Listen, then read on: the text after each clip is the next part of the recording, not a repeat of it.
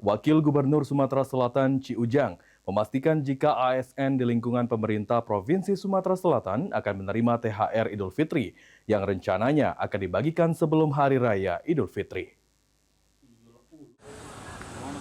2.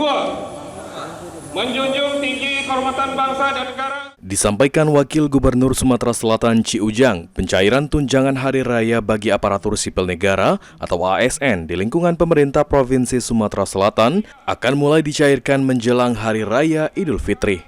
Pencairan THR bagi ASN pemerintah Provinsi Sumatera Selatan nantinya akan disesuaikan dengan penertiban surat keputusan dari Menteri Keuangan dan memastikan ketersediaan anggaran.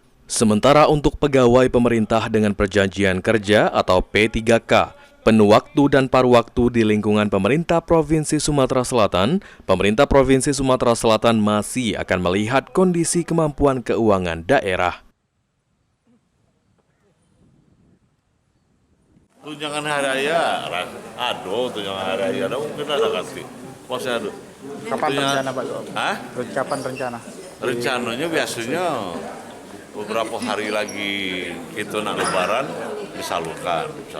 Sebelumnya pemerintah pusat telah menyiapkan anggaran sebesar 55 triliun rupiah atau naik sekitar 10% dari tahun sebelumnya untuk pemberian THR bagi 10,5 juta ASN termasuk P3K, TNI, dan Polri. Eki Saputra, POL TV.